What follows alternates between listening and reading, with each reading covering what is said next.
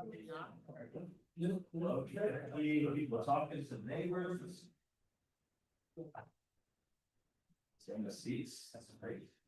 Yeah. There's no way I feel you right at 8 when you probably.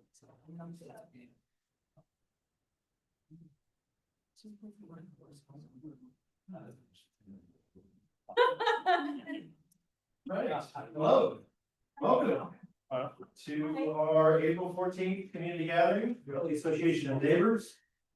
Thank you for being here, thank you for taking the time out of our busy lives and showing up for your community, learning about your community, learning about Cully, what events are going on in Cully, what important things are happening in Cully. This is a good place to get that information, and I hope tonight that you all feel that you learned something a little more about Cully and your neighbors, and yeah, it's good to see the faces in here. Is our Peabody representative here? Wasn't sure, okay. Sean and Sean, you. So, yeah, welcome. First, gonna go over a few kind of guidelines and housekeeping.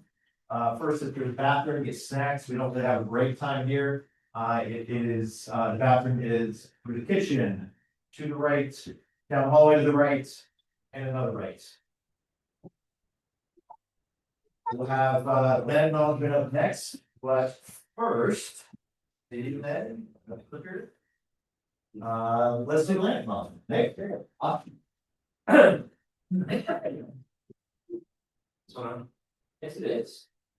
Hi, everyone. We're going to do a land acknowledgement. We would like to start the event by acknowledging that our community rests on the traditional village sites of the Multnomah, Pathwamen, Blacksmiths, Bands of Tashina, Walton, Kulapaya, Malala, and many other tribes who make their homes along the Columbia River.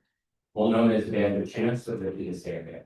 We thank the descendants of these tribes to be the original stewards and protectors of these lands since time immemorial. We acknowledge that Portland, Oregon is the 9th largest urban Native American population in the U.S., with over 380 federally recognized tribes represented in the urban Portland metropolitan area. We also acknowledge the systemic policies of genocide, relocation, and assimilation that still impact many Indigenous Native American families today. We are honored by the collective work of many Native nations, leaders, and families who are demonstrating resilience, resistance, revitalization, healing, and creativity. We are honored to be guests upon you. Thank you. Just a little more of our kind of housekeeping. Tonight, we with our agenda, we and want to keep things going. It is kind of tight tonight. We are excited to have our board elections that'll be coming up, and I'll give a little heads up on how that's going to happen. And we are recording this, and if one of our board members can make sure if anybody is trying to get into the Zoom. We are, but it's mainly facing this way. The audio is on, but as for your privacy, it's just recording our speakers. And first, introduce our board members. I'm Aaron Filipowski. I am the chair. I am running for chair tonight. Megan, shout out to our board. And then Keith, I'm treasurer and we're running for treasurer tonight as well. Kara Hi, Kara Tanisic, secretary. and Nick. Nick Hara, not running for anything, not up for election. Still We're running, so secretary's open, everyone. Write-ins welcome. And Bruce Brown, camera at large.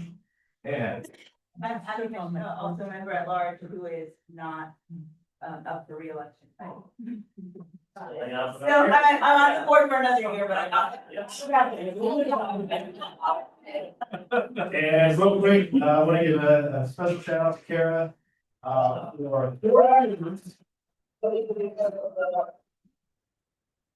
4 years on the board, and probably been in meetings before that.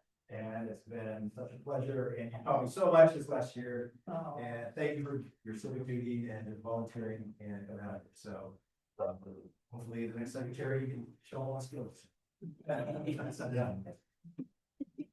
Yes, so we do have board member elections tonight. The way this will kind of operate, we have ballots that we can hand out right now. There are already names on there for folks who are wanting to run. And we have done some recruiting, and so it's great to have people that are interested and are gonna jump in, and you can write down. If there's something you want to run for, those positions are open, so. Co-chair, chair, secretary, member at large. Tonight, we only vote for 3. We only have 5 total and 4 officer positions. And then we will need the grievance committee. Just to give a little heads up, we do need some general membership on that. That is more of a safety net in case there's a grievance in our board. And so 2 board members are on it. There's really no meetings to that. We just need the folks that want to be on that. And also with the NECN committee, that's a little more involved. It is kind of going to some of the board meetings, and that's just more. Bigger. Just so everyone knows, NECN is our fiscal sponsor, is Northeast Coalition of Neighbors.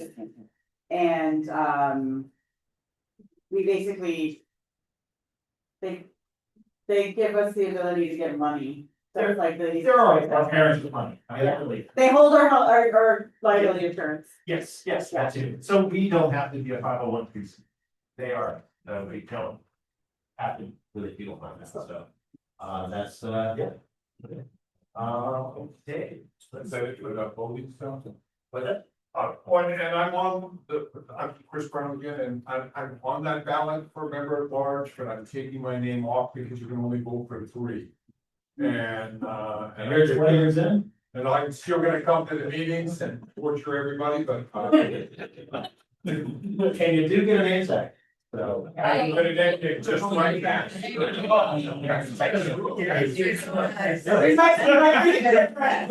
a friends who can.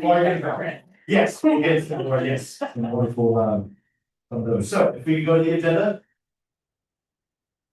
No. Oh, there we go. Oh, that's the, oh wait, everybody has a sheet? That's kind of why I did that, so. There you go. We'll go back to that. And we could add the name in there too, so could do that. Let's see, so that's some of our housekeeping, just a little business we'd like to do. This is your first community, gathering. We just need to approve the agenda, we'll vote, you'll all have a vote in this, it's general membership. And just kind of take a look at what we're doing tonight. We have an update from Cully Clean, that's gonna be on May 16th, we'll give you all the information. We have an update from the Masters of Urban and Regional Planning update. The exciting announcement of our Cully Wood letters are live. We hopefully have Sean Canny here to do a pretty big chunk of the meeting tonight. About the street project, doing the bike lanes, the new kind of street path of Cully. And then we'll move on to the elections, not sure how long that will take. And then public announcements, if you have something to talk about tonight, going on in Cully, any events, really anything that you feel our neighborhood needs to know about, please let us know, we'll just give the mic. And then we'll close out. And then our raffle tonight is to Angel Food and Fun, $25 gift card. We can take at the end. It's not part of the official meeting, so we'll wrap, and then you have to be here to win. So, yeah, let's get going. Okay, we need to vote for the agenda. I move that we approve tonight's agenda. Second. Scotty seconds. All those in favor of approving tonight's agenda? Hi. Anyone opposed? Let's stay. Those that don't know staying, it's John, you don't really have. But say it with a song. Alright. So these are the minutes from February. Kind of tricky, I'm sure you all did your homework, but online, looked at it, made sure they're okay. This is just for us to basically be transparent and to show that we took minutes. And the general membership votes on this, and unless somebody comes with a, we need to fix something, or if you notice anything right now, and it's so hard to read, there's a second page. But that is basically what we have.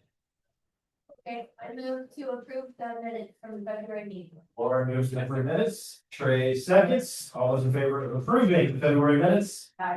Looks like majority, anyone opposed, or any changes? How about that? Extension? I wasn't here. That's about fine, and the back, or Kathy? Sorry, who in the back there? You're saying? Saying, okay. Okay, treasurer.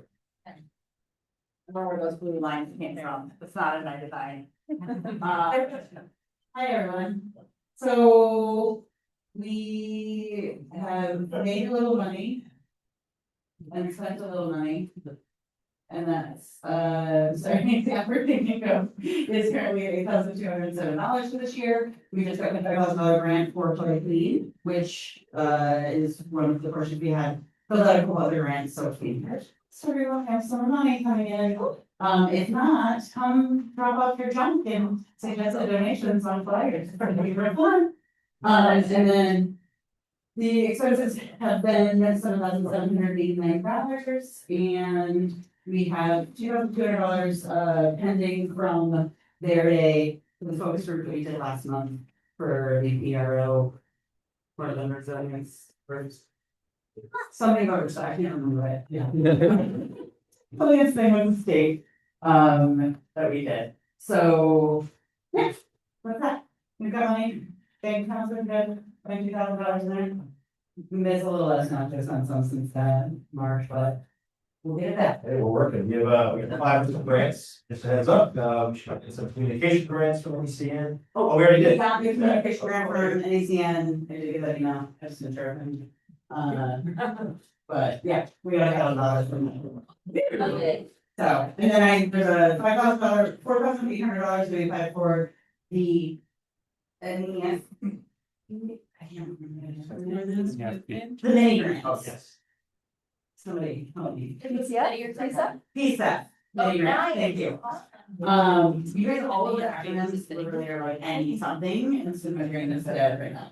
And then, you applied for Yeah, $5,000. it's community 3,000, 4,000, that might not come in for Gully Clean, might be for next year, but one thing I've learned recently is grants. Oh, what are you?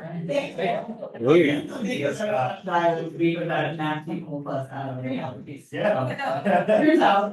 Yeah, if you have any more questions or you're curious about what else we do for spending, you can email treasurer@gullyneighbors.org. And Megan is pro at this, so definitely. Now you want social business, everybody. A lot of that confirmed. Okay, is there a Sean in here yet? Viva. Or Sean? Okay, we have a backup. We have a backup person. It's gonna be great. Do we need to vote to accept? You You I'd like to move to accept the treasurer's report as written. Lauren seconds. All those in favor of approving the treasury report for this meeting, looks like a majority. Anyone opposed? The treasury report. Anyone abstain on the treasury report? Back. One abstention. Okay, next up, we have an update, Gully Clean update for May 16th. This is gonna be Abby. It's Norm. Yeah. Okay, so, we are hosting a recycling and waste disposal sustainability event, next month, May 16th. Called Gully Clean. If you lived in the neighborhood a long time, it should be somewhat familiar. It used to be an annual event that took a break during COVID. And we're doing it again, so, Meg, can we make it go to the next slide, please? Here is a list of the things that we plan to be able to take if you want to start collecting them at your home. So bulky waste, mattresses, both in good and bad condition, we'll be separating those for reuse and for disposal. Large appliances, electronics, batteries, CFLs, tires, wheelchair walkers, and then sharps containers if you have those. So there is also a short list of things that we cannot take at this point, including hazardous waste, building materials, and well, paint some other hazardous waste and maintenance and for people. Everything will be on a suggested donation basis, so there is a fee for cans being able to dispose of some of these things. But it's suggested donation, so if neighbors cannot afford to pay that fee for. This is much less than if you were taking it to the dump, yet we still have somewhat offset our costs if possible. Can I say a treasury thing? We did lose $5,000 worth of funding, so our budget was kind of cut and rearranged quite a bit. And because we rebranded this year, we did have a significant amount of extra expenses for the beautiful signs and designs that Siona and Kara created for us that will be carried on throughout the year. So if you are coming and donating, please, listen, suggestively donate. Beautiful. Suggestively donate. Yeah. Like, how you donate? So, we do have a section on our website, and this QR code will take you there if you want to find more information, but if Meg goes to the next slide. Yeah. Fiona will talk about what we also need besides your trash. Awesome. Can you guys hear me okay? Yeah. Yeah, let me take a picture of that big QR code. Yeah, I made it bigger, you know. It takes me right to the volunteer form. We need volunteers, right now, the types of roles that we'll be doing, as you guys can see, there, runners, sorters, greeters, canvassing, free store, we are gonna have an amazing free store. And we need folks to help us stock and support. Our treasurer is gonna be leading the cashier line, so if who's good with money, please go and see her if you're able to donate your time. And if you have pickup trucks or a box truck, we can also use your help with hauling things. The event is going to be live from 9 a.m. to 1 p.m. We will accept whatever time you can donate. With canvassing, if you can't either, that's also a great way to help getting the word out. As you saw, our beautiful posters, we have laminated signs that could go on telephone poles. We will have a list of areas mapped out where if you would like to take a yard sign, because we have very few of these and we do plan to reuse them, you can put your name on that list and do the neighborhood that's closest to you. And we also have smaller flyers that if you are a business owner or you're part of the community here in the Kelly area, get your word out, share with your friends. We also have social media. If you need to print more, go to our website at that big QR code. Megan, Wait, no, go to the next slide. Yeah, sorry, Megan was, so even bigger. Was so great to post up those files there. Yeah. That's we will also possibly grow our list of things that we can take. We're hoping to get a couple more vendors locked in, but all in all, if you can volunteer your time in whatever capacity, go ahead, sign up, and we'll find a spot for you. They did improve today, the shred. Yes, we have Shredding, they shredding added on that list too. Yes, so we're gonna have shredding capabilities for all your documents. We'll also list what they can take. If it's any of the media stuff with the probably do it. And yeah, if you know any other resources or sustainable folks who would like to table, we are gonna have a tabling event with about 3 more spots that we'd like to fill there. And oh yes, the free store, the best part. You wanna talk about that? Yeah, I'm so excited about the free store. I love the free stuff. We all love free stuff. So if there's things that are still in great working order or and you don't need them anymore, go ahead and bring them. This is a spot for people to take what they need and leave what they don't need anymore. There's not a limit. We, of course, always could use donation money. You know, if you feel like, wow, this Scarlet Press that I've been waiting for my whole life. Please do so. So with that, that's our spiel. Just one last thing about the yard signs. I have a map of where we would like them to go. So if you want to take one, even when you leave, check out with me and I'll mark it down about where you're gonna put it. That's mostly so we can go back and collect them later. And possibly hopefully reuse them for future. And it will stop you if you don't. I would stop you. I'm gonna take this stuff. If you guys have a color printer that prints nicely, we have a budget cut wise, we limitedly printed like 50 of these flyers. Double sided. In both English and Spanish to put around the neighborhood. So if you do have a business and wanna take some with you tonight, let me know and we can grab those for you tonight.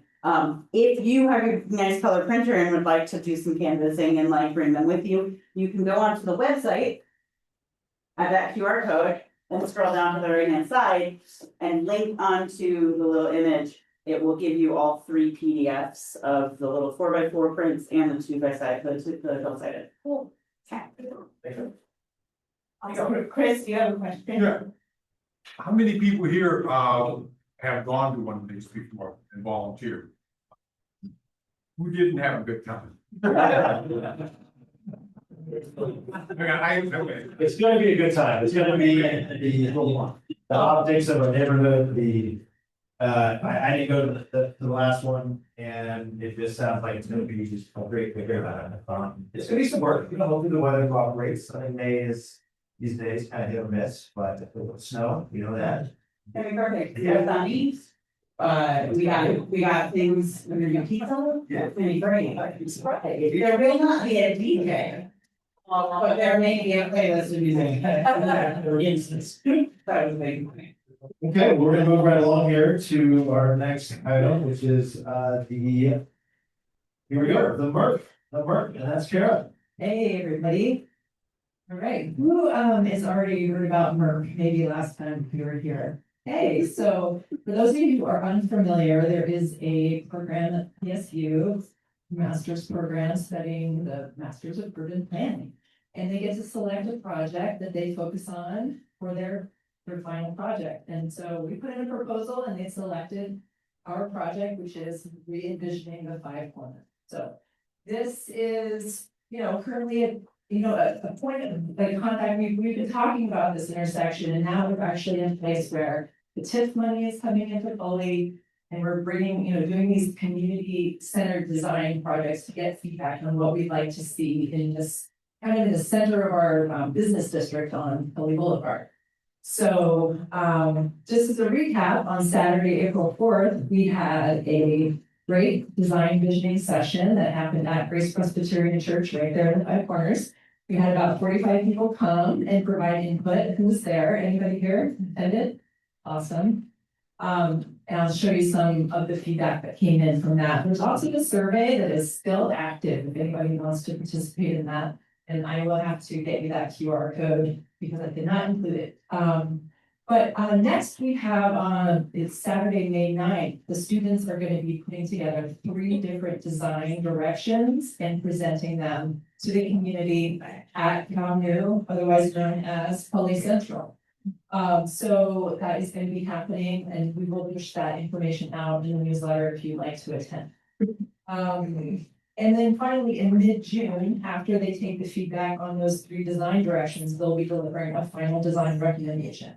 So that's pretty cool. And again, so this is the vision of the project is to create this connected, resilient hub and have like a short-term vision where we can do some things that improve pedestrian and quality of life, safety, and also stimulate like some business activity in the area and also make it an equitable solution for specific to Philly. All right, next slide. Oh, I'm too far away. Sorry, I had to get my water. So here's some pictures. I just wanted to share a little bit. They came from the workshop. We took over and we had 5 different stations. The first one, we're kind of mapping like where, how do you get to the 5 corners? What are some of the classic routes that people take? You can see Nick here studying. Oh, that's funny. Like, what are the assets? What are the key points? Like where people go in the, what do we want to make sure that it's very easy to get around for wayfinding in the neighborhood? Then we had some just different stations where we talked about things we'd like to see in the intersection. How would we cullify it? How do we make this unique and authentically cully? And then we have this cool modeling station here. You can kind of see the 3D model of, you know, if you were gonna put in, you know, if we needed more greenery, more trees, more shade, where would that be? People, of course, love this idea of, you know, a roundabout in the Five Corners, whether or not that will ever happen, we don't know. But, you know, certainly, great ideas came out of this session. So we have a few more slides that just kind of share a little bit of the data that came from the, this is still like early days, you can still, this is the survey that you can still complete, but essentially, this is a compilation of the primary concerns about the intersection. Obviously, vehicle traffic, crossing the street, which is pretty important for the pedestrians, lighting, lack of greenery, noise. And really just not enough local businesses, like there's no there. Why would I walk there if there's really nowhere to go? I was there this morning at like 10 o'clock in the morning freezing and there was like no cafe. So anyway, and then of course ADA accessibility and navigating intersection as a car even can be challenging. I'm not sure about this. I feel a little bit more, like why access to Albertsons is challenging, but it seems like 99% of the people. Probably the driveways. The lack of pedestrian access. Oh, Pedestrian, like there's no way to walk. Like, without getting into this. Through, That's what a lot of people talk about. okay. Typically, I just cross the street, Yeah. there's like no dedicated, Yeah, yeah. like crosswalk other than at the stoplight for them to. Yeah, go. Right, okay, yeah, that makes sense. Okay, so ways that people want to improve the intersection, a roundabout is always a popular. Longer signal times for crosswalks. I know that, you know, I'm often running street clear street markings, increased ADA accessibility, slower vehicle speeds, lane closure. Vehicle lane closure on 60th has been something people have been talking about and not really maybe expand that central area to make it more of a plaza. So that's something that they were kind of seeing how people felt about it. Lighting, and then, you know, back to this, just wanting more locally owned businesses here and more transportation options, in particular routes to get downtown from the Five Corners. But I think I have one more slide. What services are missing? So this is one I would be really curious to hear from people. Obviously, you know, there's obviously improved transportation and transit access, bike infrastructure. It didn't say anything about sidewalks, but paved roads. And then a lot of people wanting community-centered activities like, or spaces, library, community center, et cetera. Food focus, but I didn't hear much else from the results of this about other types of retail or, you know, some people I've heard is that they want a hardware store or anything like that. So if you do take the survey and you haven't yet, it'd be interesting to hear what other thoughts are for the types of retail. If we had more businesses, what would they be? I heard you can win a gift card if you take the survey. This is survey, you're going to gift cards to Albertsons. So yeah, definitely worth it. And I can get you that information, just come and then we can put it in the newsletter as well. I think that may be it. Is there one more? Oh. Why do you not walk? Like a destination's intersection is unsafe and if people walk, it seems like people are primarily walking to Albertsons. Some of these things are not major ahas, but I think, you know, it is. And people really want to see that farmer's market. The farmer's market is starting soon in May on 42nd over here. But maybe there's pop-ups in the Five Corners. People are big on this idea of music in the Five Corners, and actually I've heard there's potentially going to be music in that food court triangle the last Saturday of June. So this is something that a local business is looking to launch. You just have some music, maybe a beer garden, so keep your ears peeled for that. And then maybe people want more than one Coley Fest.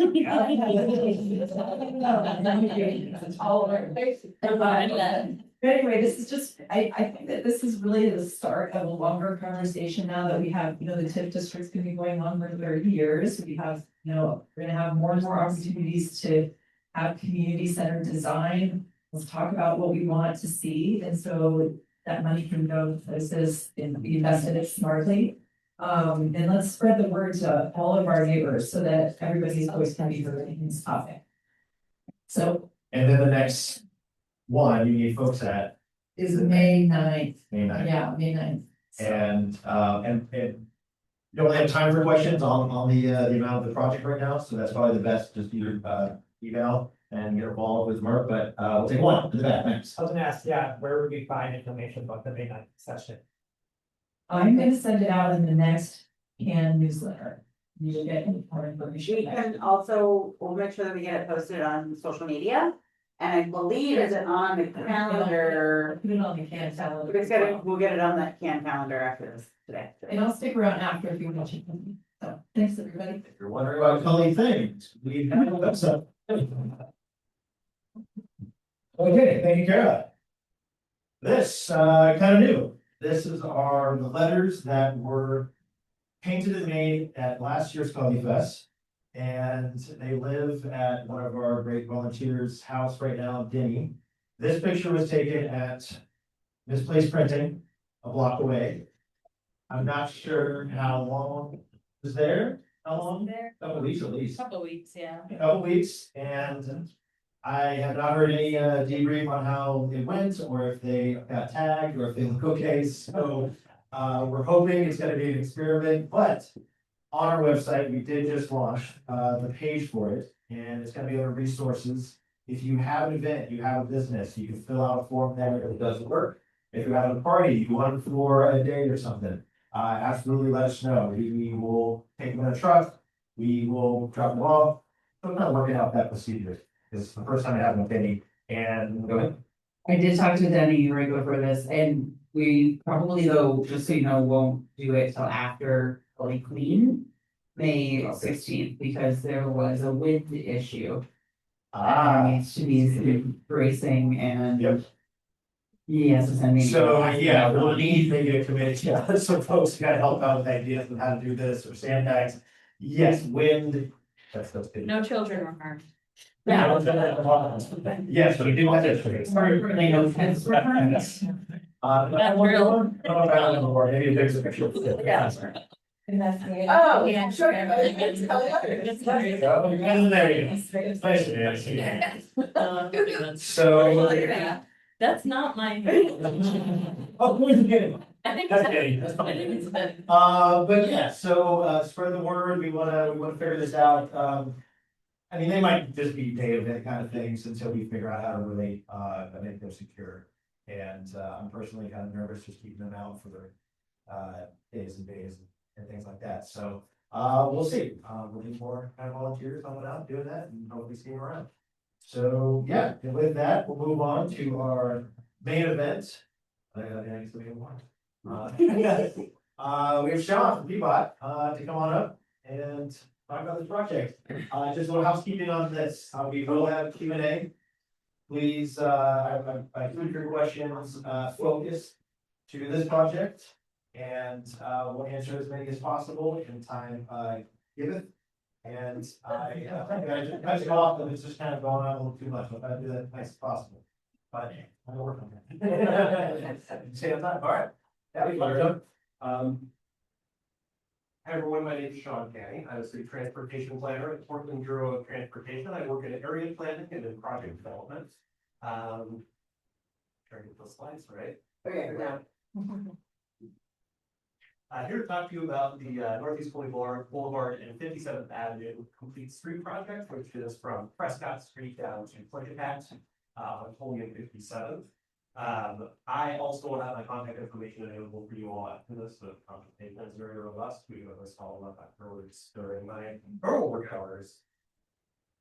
So what we'll do this evening is to discuss the existing conditions on Foley 57th. I'm not going to touch on that for too long because you all are very, very familiar with those already.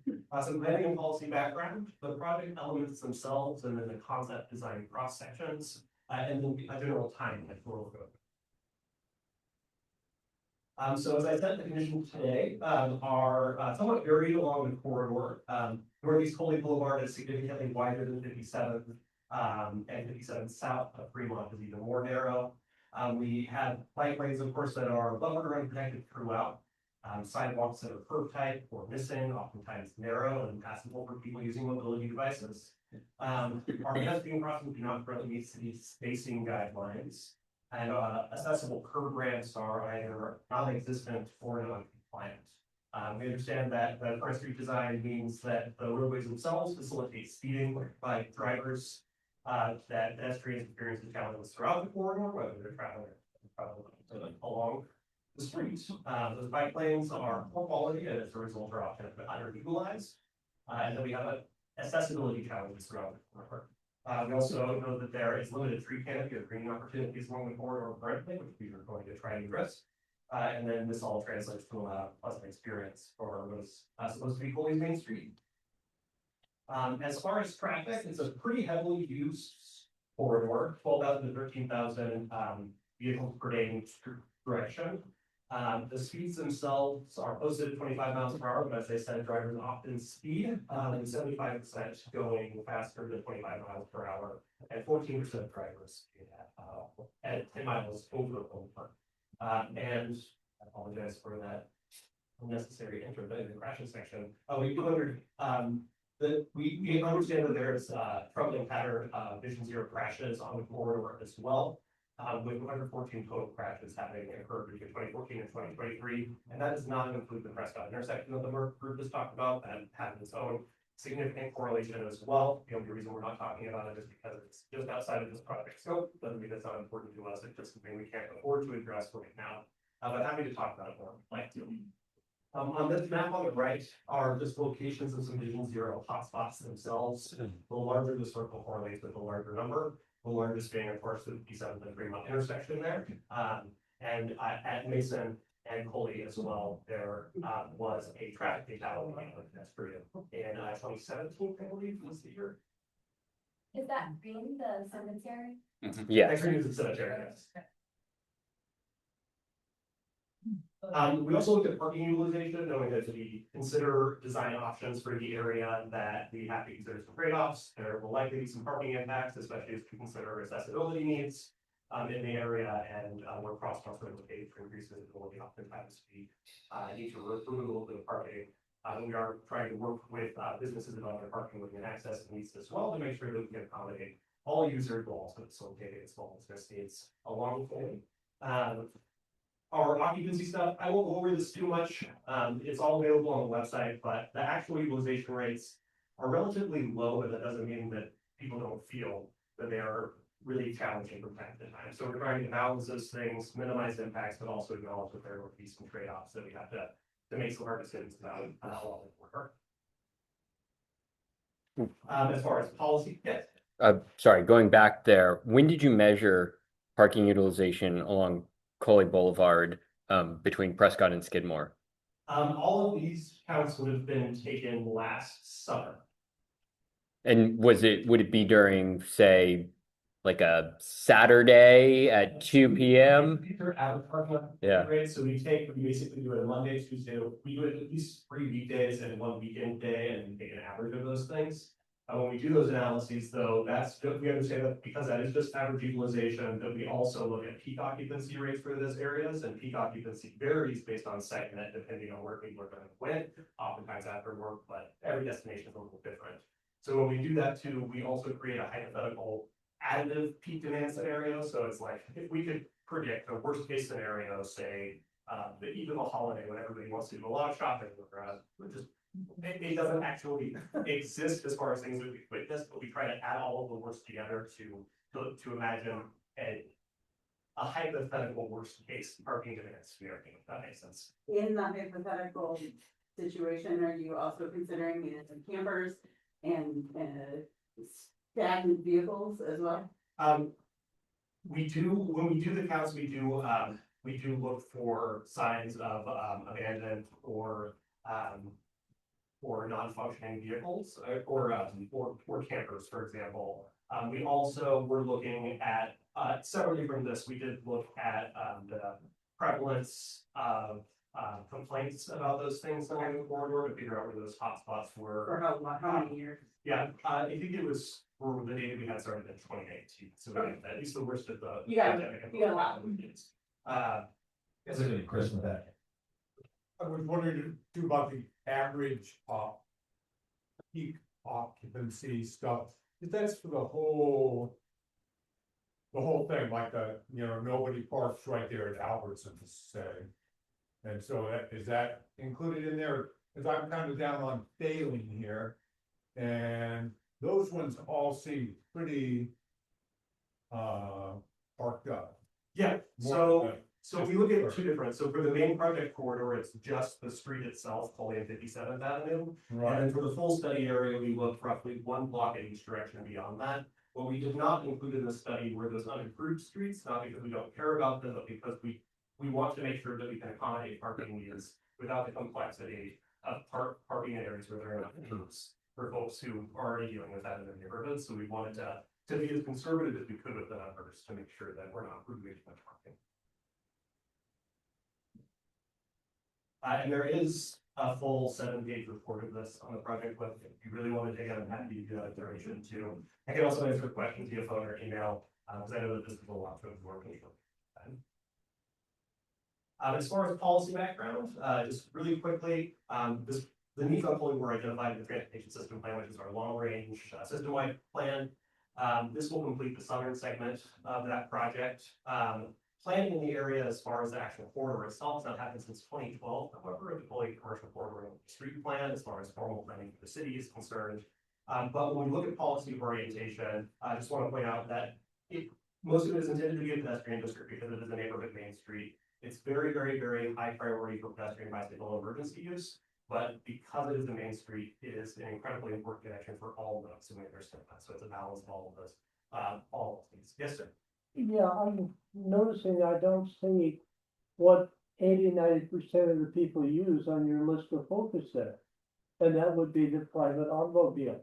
I think that's traffic. That's traffic, that's the black one. Yep, that's the black one. So this is not a correlation with user rate. It's a correlation with policy prioritization as far as the uses that we consider over time for these streets in our design. So that isn't to say that we intend to make it impossible for people to drive, but that we prioritize pedestrian access to those main street destinations along Coley. So you're saying that 90% of the people's primary mode of transportation is not a priority? Is that what I'm hearing? It's a priority because it's right here. It's still a priority to us, for sure. No, I think. Well, it's way down in the, It's a lower priority. why is 90% of the people a lower priority? I wouldn't say that it's a lower priority. It's a balance based on vulnerability of road use. So pedestrians and bicyclists, people accessing transit are the most susceptible to violence in the right of way as a result of traffic crashes. So when we design streets, we try to design them with those users in mind. That isn't to say that we don't consider traffic impacts as well, because we do. But we just are prioritizing what we can to make the street as safe as possible for the most vulnerable users, which is just based on the laws of physics, pedestrians and people. So you made a good case of getting rid of cars, basically. No, that's not what I'm saying at all. Thank you. So we did conduct a survey that just closed last week. That is not to say, again, we're not accepting input. Please call me, send me an email, we can have a conversation. This is just one point in time about the concept design itself, we can get into. And overall, the takers of the survey, there was overall pretty intensive support of the project itself.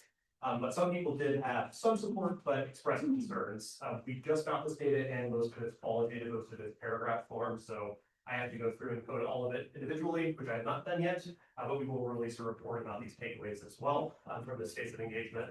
And then there were some folks who were neutral, some people who were unsupportive, and then some folks who were not supportive of the project at all. As far as top priorities, folks expressed that sidewalk improvements were at the top of the list for them. As far as in the new pedestrian crossings after that, protected bike lanes followed, and then a huge contingent of folks really wanted signal and left turn improvements at 57th and Fremont. And then a large plurality of folks also really want us to see how much we can increase tree planting along the corridor. There are definitely some conflicts with underground utilities we're trying to work out, but that doesn't mean that we won't try. As far as concerns for folks who have concerns about the project, parking lots is the primary one for businesses and then adjacent residents, as well as spillover into the neighborhood itself, so concerns about that. Driveway and local street access, there is removal of a center left turn lane we're recommending. Sorry that I'm doing this before and after, I'll give context in just a minute. Concerned about access and delays as a result of that, and it impacts the car travel time of the rest of the concern too. And then potential cost of the project, which we do hear pretty regularly, building projects, capital projects, I think knowing that there are as many maintenance needs and improvements that are on. Yes, Kara, I got, Kara? I was just wondering if we were just talking about the five corners and how fast that traffic is a primary concern, and a lot of it's because Coley Boulevard is so wide, and 57 is so wide there, and I was wondering if you had heard any feedback about putting doing some narrowing and putting some planters or something in the center lane, if there's not a turn lane there. Yes, and that is something that we are exploring, we did get that as well. And I'm wondering if part of the consideration, because speed, I think, for those of us who live around there and use that area, speed of vehicles, still an issue and concern. So I'm building on what Kara was just saying, that, so a question about speed bumps or potential roundabouts that would calm traffic a little bit. Are any of those in consideration? So as far as speed bumps are concerned, no, but that's because it is a primary emergency response corridor, and our fire chief does not allow us to put opportunities for slowing those emergency vehicles. But we are looking at ways to visually narrow the street, and I'll show you some cross sections about what we're exploring there. And roundabouts or not? No roundabouts currently, but that isn't to say that we can't explore that too. They're around about 15 minutes. That's a question. One of the things I've noticed, specifically on 57 from Sandy, is the backup that usually happens during rush hour. And wanted to know if that was taken into account as to how it impacts Fremont and the, Coley area. Definitely. So we looked at traffic counts, including during peak hours, and looked at turning movements and movements through intersections along the corridor as well. And we are looking at, one of the major primary components of the project is to actually rebuild the entire traffic signal at 57 and Fremont, including dedicated left turn faces for all directions. So we can time things well for those pedestrians, people like. Yeah. Chris? I don't know if you're gonna show them, but the pictures of the roads, do you show those? Yep, I Oh, can, I guess then. and I'll move through them real fast so we can have a conversation, because that's a lot more interesting than me just talking to you for a long time. Project elements themselves, I'm not gonna go over this because it's really clear. We're looking at some new pedestrian crossings and some transit improvements at the Mason stop. We're looking at widening, and improving the walkway and sidewalk on 57. And then that rebuild of Northeast 57th Avenue as well. That includes accessibility and bike improvements throughout, and that rebuild traffic signal. Just really quick, have you been in communication with Rose City Cemetery, and are they, Yes. what's their position so far on this? Far has been somewhat mixed to question about the utility of the project, but we did talk with him and he has agreed to close the two driveways closest to 57th and Fremont, and that gravel lot that is currently vacant, so that we can make it a little safer for people. You guys just accidentally knocked the fence down? Yeah, oops, yeah. The residents won't complain. No one will complain. That gravel lot. They do that. Yep. I know, it's ridiculous. There was a real great campers the other day. There's no chance of walking through the cemetery, right? No, that's what happened, knocked down the street. Everyone. We can force private property owners to do, but we definitely understand that that side is pretty. We have a few questions, so let's get through some of these questions real quick. Yeah, I can go super fast. So I'm really sorry this happened. I brought this the PDF, my type is. Oh, yeah, it's fine. Oh, no. It was just really transferred it. So what we're proposing on Northeast Coley Boulevard is swapping the parking and bike lanes to do parking protected bike lanes with some physical separation. So that would not impact the actual travel lanes, but it would visually narrow the street somewhat. We are exploring, where there might be opportunities, especially around Albertsons, to, remove strategically some of that underutilized parking to replace it to increase tree canopy or greening opportunities or stormwater remediation. Yeah. That will help visually during this. Still waiting on surveys, so we don't know where we'll be able to do that yet, but we're trying. North 57th Avenue, what we're looking at, this is currently drawn as a reconstruction with a full sidewalk, but we're not sure whether we can afford that or not. We're still waiting on the cost estimate. But we will be at minimum improving this and widening the full sidewalk corridor on the east side to a full 12 feet to meet our city standards. And then physically actually cutting or creating separation for the bike lanes that are there currently. Do the bike lanes widen? Chris, that's you. The bike lanes will widen slightly, yes, because the current travel lane is, I think, 12 feet wide and it can be 1 foot It's wider. like, right when you're by the, Turn. what's the? We don't know. Oh, the clay play. Anyway, all right. If you don't mind, I'm gonna hop through the rest of these and we can always travel back and forth based on our conversation. On 57 between Milton and Allenby. Fremont, Oh, we yeah. are looking at, right now, a sidewalk level bike facility, and that's just because we have a lot of width constraints there, that will potentially impact parking. Next to those businesses, including Piers Bar and Grill, but we are in contact with the parcel owner and with all the businesses along there to make sure that move their needs to be considered these trade-offs. Full traffic signals. On the sidewalks. What was that? Could I have a question on those sidewalks Yeah. back there? That was my question is, from Daly up to Fremont, you got these really wide sidewalks, right? And the rest of all Coe is skinnier sidewalks. Could you cut the sidewalks down and put trees in the middle? So what we would normally, typically, our standards would be to, because we usually have a sewer running down the center of the street that doesn't allow us to actually plant trees in the center very often. So the sidewalk corridor is 12 feet wide, but part of that sidewalk corridor would include a furnishing zone where we can actually plant trees and good trees there. Yeah, sorry, it looks really wide. It's 12 feet wide on these, which is wider than the rest of it for. Yeah. And there is actually an elevated something or other to separate the bikes from the cars?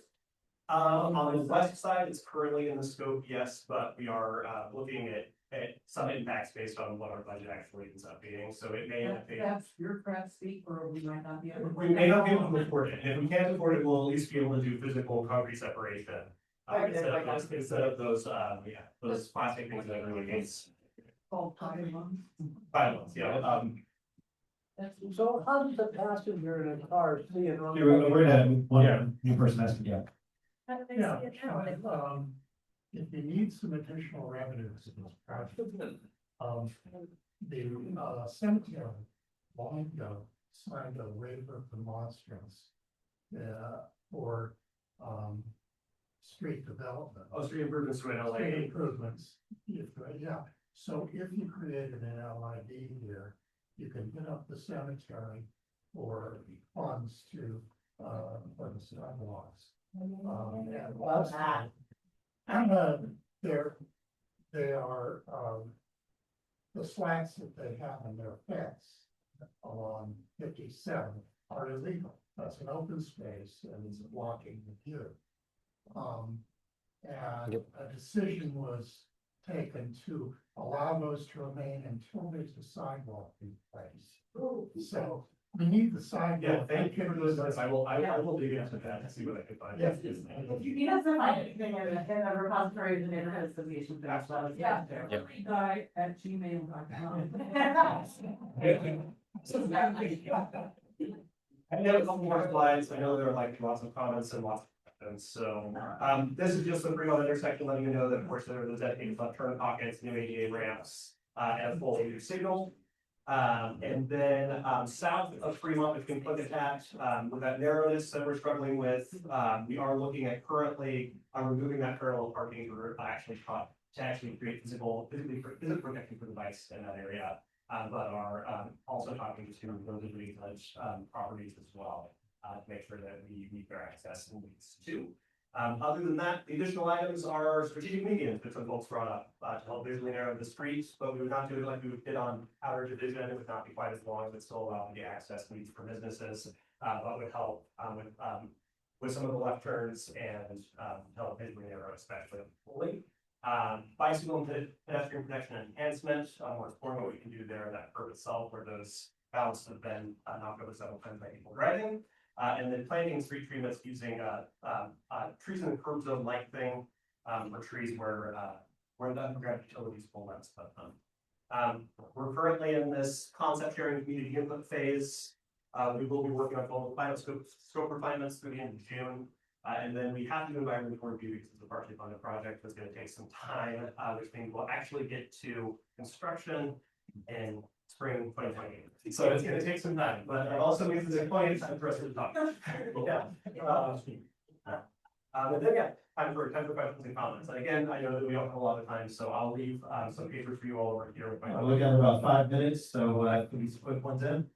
Yeah, I live directly in the zone that is affected, and I just want to express how grateful I am that this is coming. I know 2028 isn't tomorrow, but this is something that we've been wanting for a long time, and I think this is really rad. Thank you. Yeah.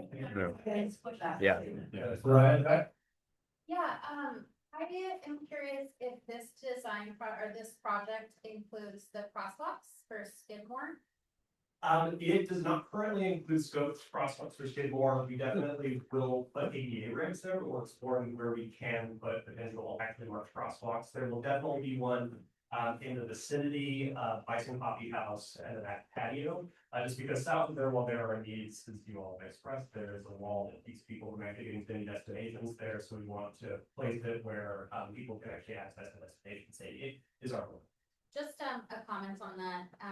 Brian's with Tries is right there. I live right on Skidmore and I see people trying to cross that street, across Gully. Right there is very challenging. Yep. And I've almost seen people get hit by cars, so. Yep. Just. No, thank you. That's actually great feedback. Trying to cross it out. One location where we can't afford crosswalk, we have to push strategic medians as far as like a non-standard refuge, I guess, for people who do cross mid-block, but definitely hear you. Within crosswalks, though, it's not, you can't even just paint the. Because it's slow traffic up by the bus stop over by Atlantic City quite a bit. Yeah, on Mason, just one block up. It looks so great and it slowed everybody down. I Even think, if that just happened by ground with fries and anything. yeah, I think because of the width of the street, we'd be required to put a pedestrian refuge island in the center of the street there. Yeah. But it wouldn't be a bad thing, but it's something that we can make sure. Kind of a meta question. In this phase of the process and looking forward, I'm guessing there's going to be more opportunities for feedback. What kind of feedback are you looking for right now from us? Yeah, I mean, number one is a temperature gauge, how people are feeling about it. Number two is, are we missing anything?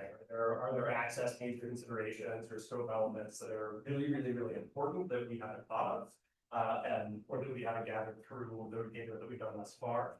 And then feedback about, any sorts of specific access or living needs that you need individually along the corridor. You all have more experience than I do. I can gather data all day, but it's nothing compared to actually using the screen on the Have you studied the mistakes PDOT made in, Policy Street, 102nd East to avoid repeating, killing off several of their businesses? Because you made it harder for people to get to the businesses. I see what you're saying. So, part of this would not include any hindrances of left turns from the main corridor into driveways. So, it would not be designed in the same fashion as those. Or it's also the parking and it's the bike lanes and it's the narrow lanes and it's increased accidents, made it more difficult to turn and stuff like that.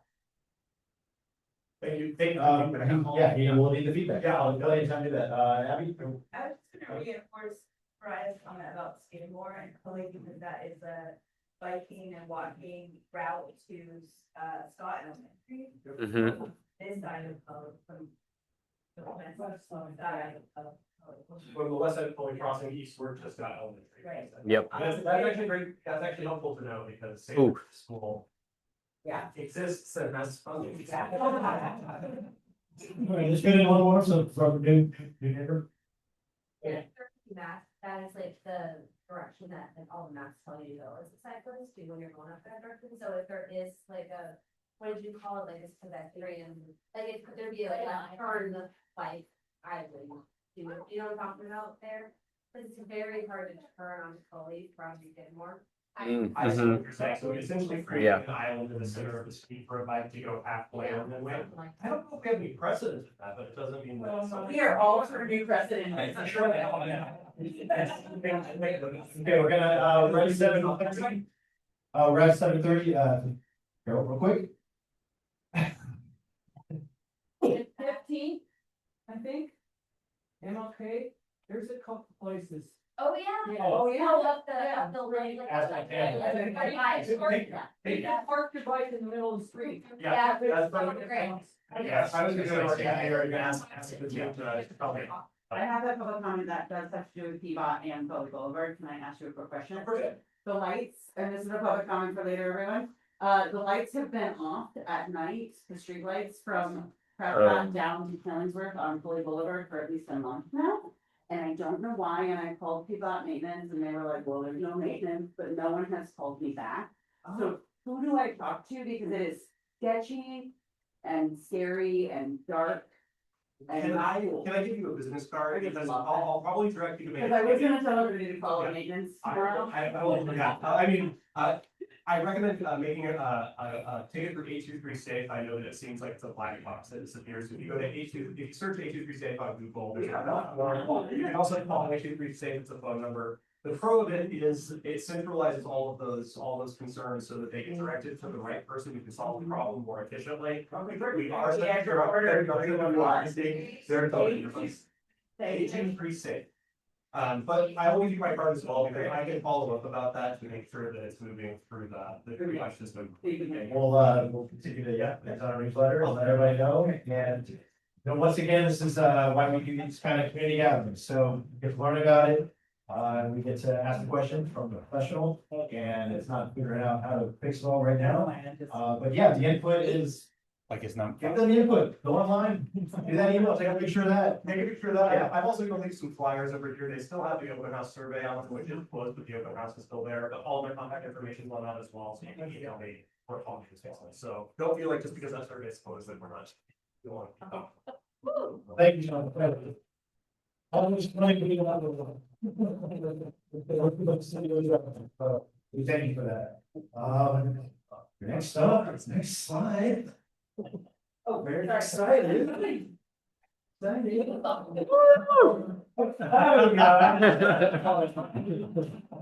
kind of associated with the vote. So, board elections. Was here a year ago.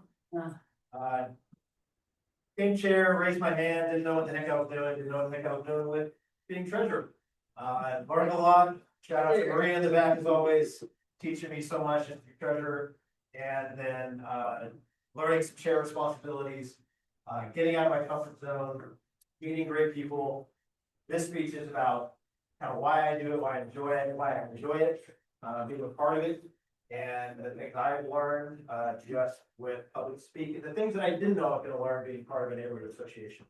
And some of the best parts have been just being with other personalities and your neighbors, knowing who might, a better way who can help you when the power goes out. That's one reason that I think we have the neighborhood association. We're not an HOA. Please tell people we're not an HOA. Somebody asked that last time. We now are, we have one member stepping down, another member stepped down during the year, and sometimes, you know, we don't want people to step down.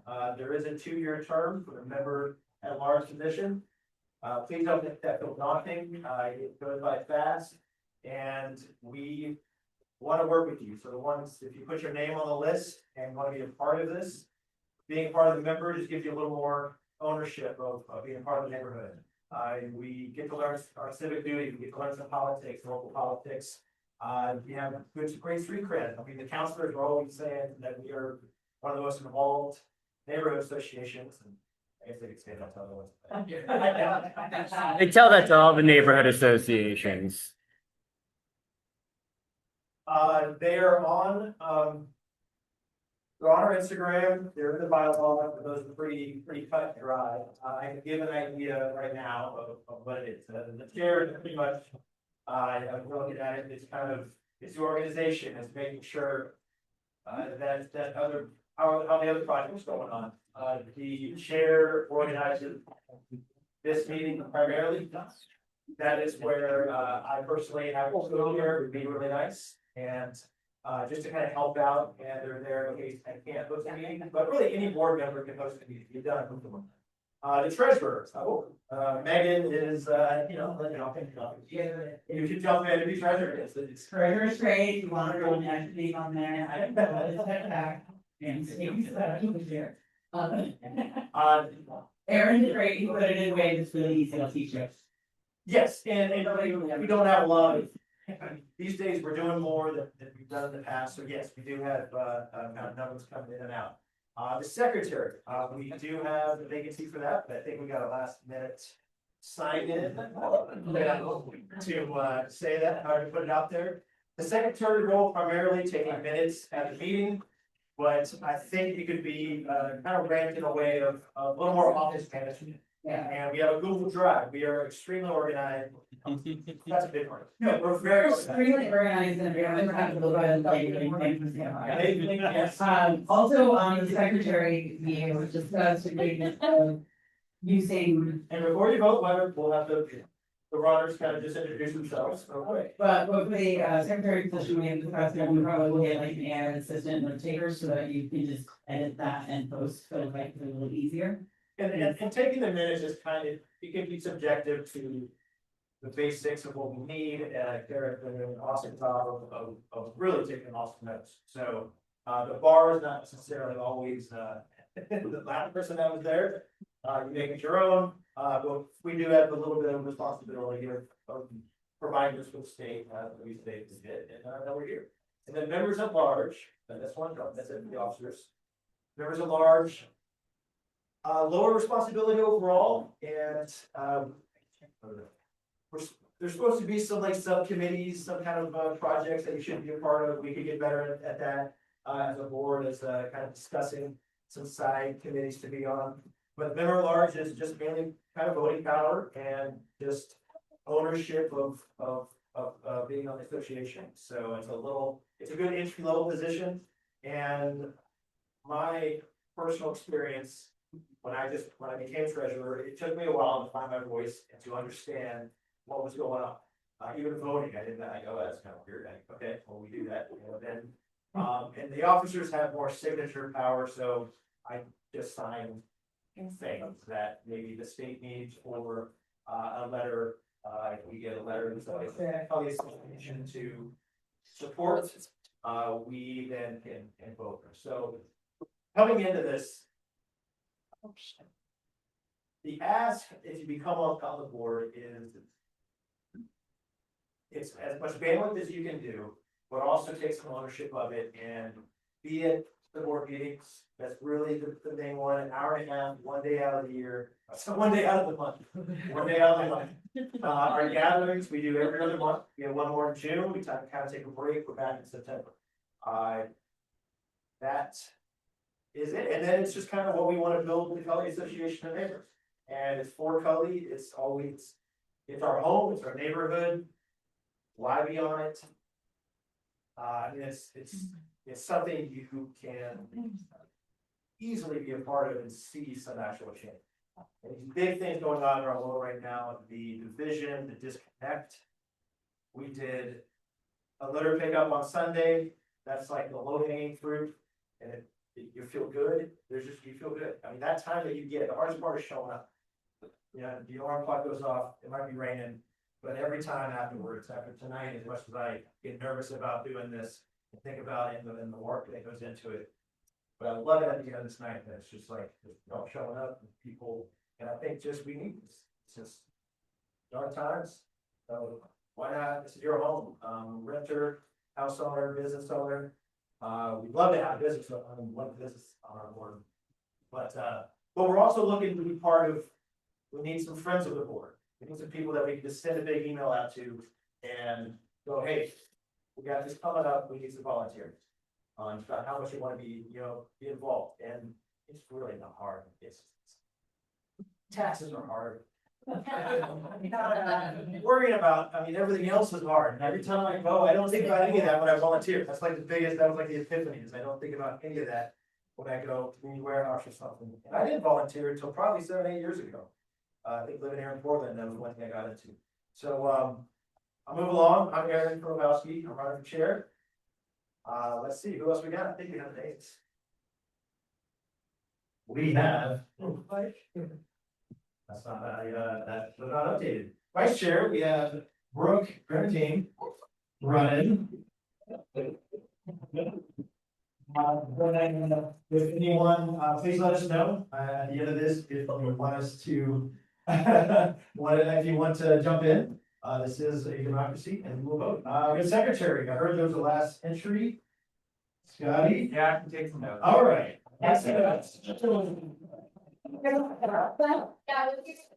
Scott Valentine, family affair here. Let's see, members at large, Chris Brown decided to not run and give opportunity to the three that are running, and please, more than welcome to put your name in, this is, vote.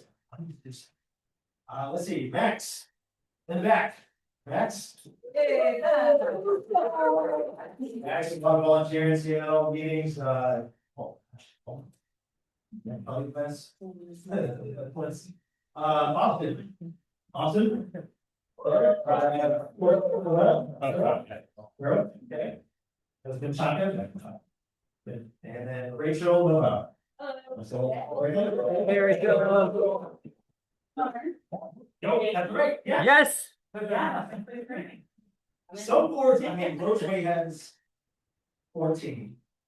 The one by Russell Street Barbecue, that used to be there, Russell Street, what's that neighborhood? They have 19. That's Or 19 on the board, yes, but most of our business, in that area is mostly it's crime and business, it's like, it's constant. They're about me, they're about this. It's not about this at all, we're not one that can. Denny, he has volunteered to be part of the ACN, if that's something you're curious about. Chris can fill you in, he was the delegate last year, and it's just kind of showing up to our board meetings every now and then, that's pretty much it. Right. Yeah, and representing health. And then grievance committee, my name's not on there, but, hopefully we don't have a grievance, but it's there. And in the case that there is a grievance, and, the committee gets together, there is a procedure and bylaws.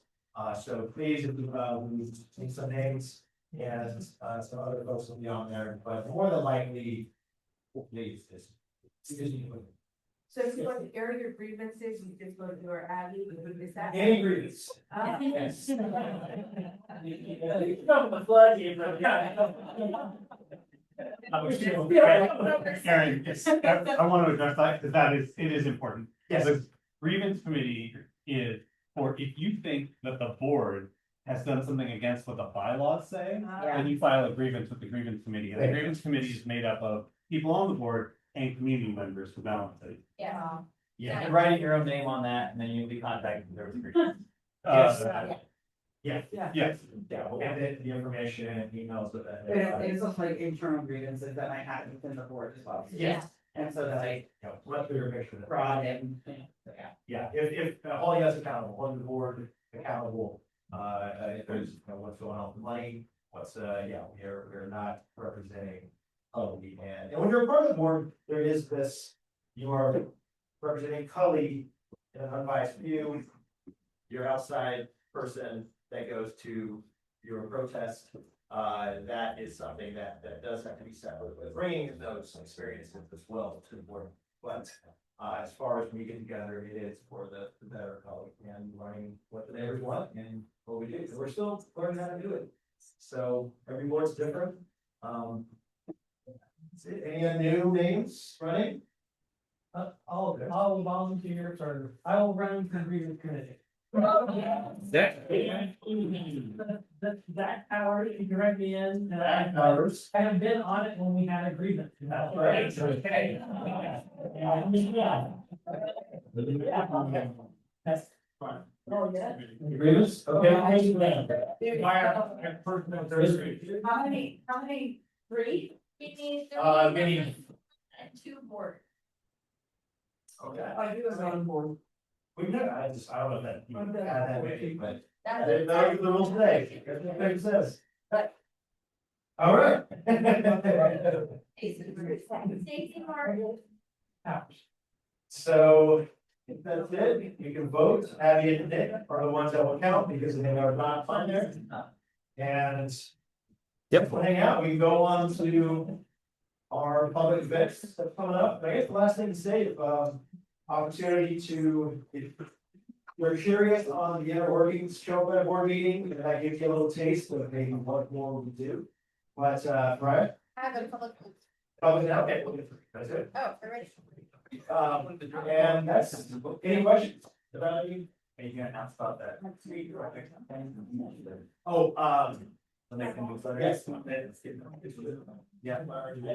I did have a lot of players. What's this? Yes,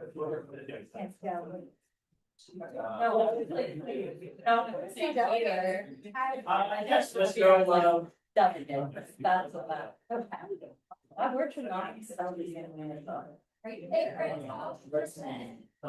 was gonna get more information on that, but our presenter could not Very much. be here, so. Good question, we'll get to that. It's like written in. I'll get these real quick, and then we'll.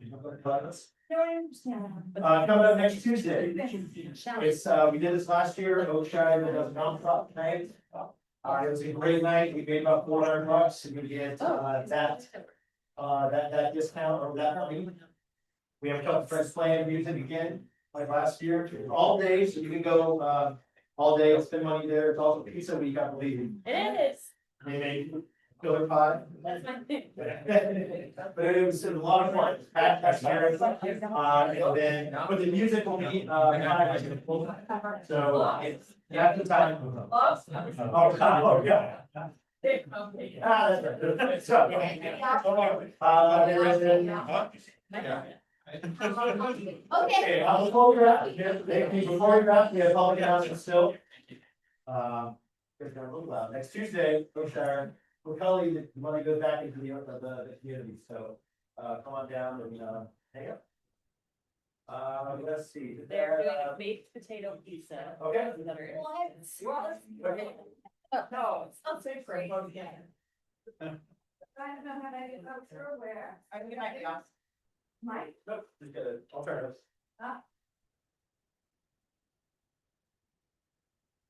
Okay, is that better? No, it's off. Is there a little? They're trading me. Testing. Oh, yeah. You got it? Oh. You got it, got it. Right. Yeah. Wait, no, no. There is a meditation center. It's in the Buddhist tradition. And it is on 49th, well, actually Skidmore, just east of 49th. And we are having a celebration that I want to invite everybody to. It's the 50th anniversary. And so we're having a big open house. We're so excited. It's gonna be great. There'll be things for kids to do, lots of food.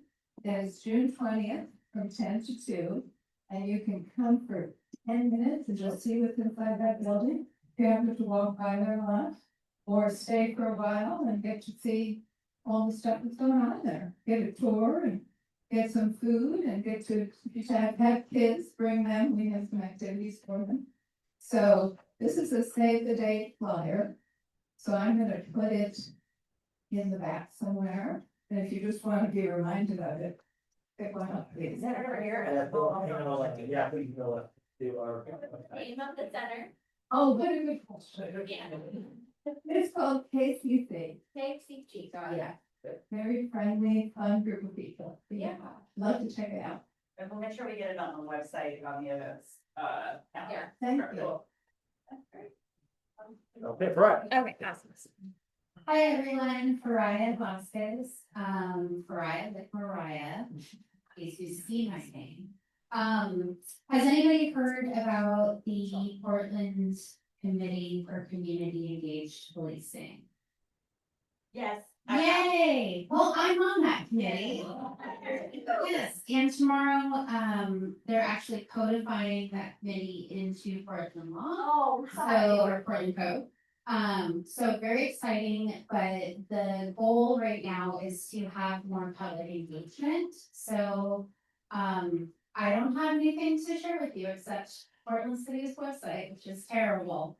So I apologize, but by the next meeting, I will have some more information where you can, all of our meetings are pretty much virtual, so it's very easy to join. We just want to know how you want to be policed. And, you know, beyond the multiple issues that come through the news cycle. So please come and engage and tell us what you want us to tell the police department to do.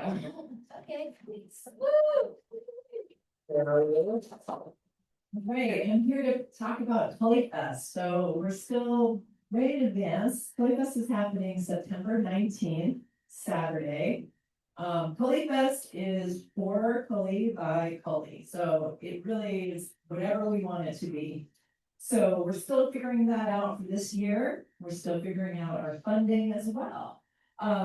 But we want some fresh faces, we want some new ideas, and we're eating pizza on Thursday at Pizza Jerk from 6 to 8 and just chatting. So join us for that if you'd like to meet at Pizza Jerk, 6 to 8 on this Thursday. Okay, yeah. Thanks for hearing what's happening. It's for, yeah, just getting together. If you want to be coordinating, then you can coordinate, or you can just kind of throw in some ideas, whatever you like. Is that on the calendar thing too on the website? Yes, it is. It's on the Poly calendar. Yeah. We set a precedent. He's a jerk, maybe. That's Kelly Fest, yeah. Becky. I was told to remind everyone that Scott School is having their Earth Day thing this Saturday, 1 to 4. There will be baby chicks, baby goats, and maybe bunnies. Yes, bunnies, but not baby bunnies. And lots of other, plant swaps, seed swaps, things like that. 1 to 4, Scott School. Oh, yeah. Cute. Okay, Hey everyone, for those of you who don't know me, my name is Eddie Martinez. I am the district manager for our 42nd Avenue and Cully Boulevard Alliance. Those are two NAIA programs funded by Prosper Portland. In essence, we help support the businesses here on 42nd and on Cully Boulevard. We had a great business mixer last night. 50 people in attendance, about 35 to 40 business owners, brand new ones I've never seen, home-based businesses. We talked about the money that's coming in the neighborhood for small businesses. This July 1 / this summer, Prosper Portland's getting ready to release quite a bit of money.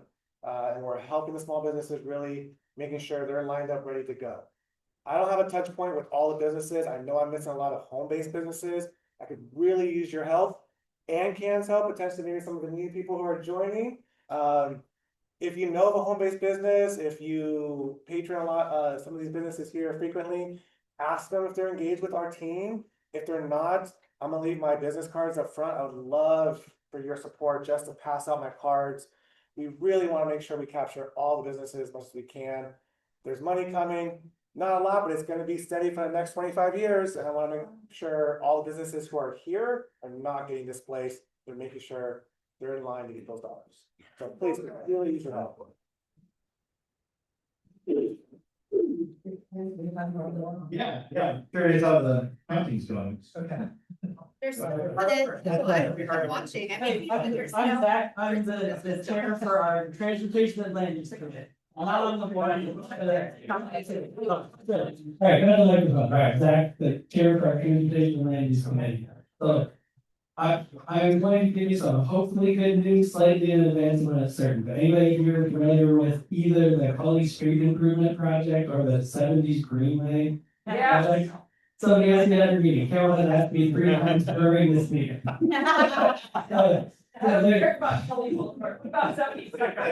No, there are two projects that PBOT has promoted around the neighborhood for a long time, that they kind of got stuck in a budget process.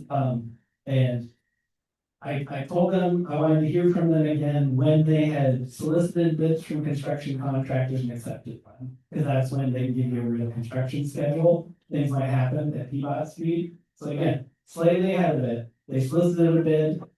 They're going to sign the contract. It's not signed yet, so if next time you see me, they have not done that, throw your tomatoes at me. I'm breaking my own rule instead of that, but I think that they will actually have a construction schedule that you could rely on a little bit within a week, maybe a month. So hopefully, like I said, they didn't sign it yet. They're this close. They will not start construction this summer, it's the PBOT speed, no way, no, but, they're saying maybe next year, maybe late this year, I don't think this time, they said, oh, maybe late. Yeah, I don't wanna say your expectations too. Oh, yeah. That's the same thing. Oh, say it is, okay, great. Yeah, that's, yeah, basically all those lines. Well, counting, I guess we just do the raffle, I don't know if there's a rule that we have to have on this. When folks are here. If I watch, you know, they just, they know, elections, if you don't count, if you don't finish counting. Wow, happened beforehand. Stay here. We stay here all night. Sorry, very. Yeah, let's go around. Where is our special round? All right. The $25 gift card. To Food Fund. The word on the street is their Vietnamese item. Yeah. Oh, yeah. Eagle Food Fund is now a Vietnamese restaurant. Yeah. Okay, it's got the same name, it has a Vietnamese theme, you're all on that. And they're like, hard time getting the word out, that they are no longer. Okay. Well, we wanna, the ones in Green Back. Where is that?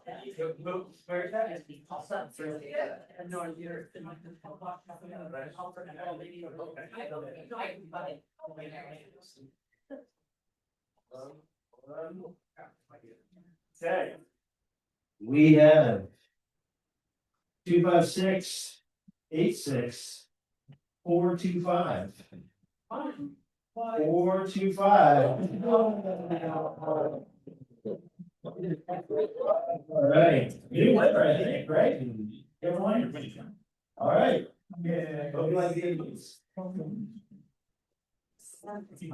Take ballot counters.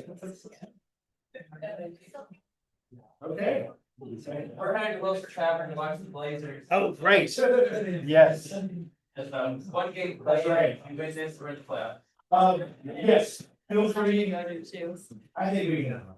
And we'll get that whole round. Get a vote, yeah. We'll get a vote, but also those running, those who bring it, please, make sure we have your information. Your email, so. If you don't put that up. Come see me. Yeah, come see me, and make sure we have your contact info. Let's do that. So. To, adjourn meeting. Josh second. Josh seconds, all in favor of ending at April 14th. Yes, okay. And all those in favor of ending the meeting tonight. It looks like a majority. Anyone stay? Right. It's not much for you. Voting. Yeah. Okay. Congratulations. All right, thank you, everybody. Thank you. Thank you very much.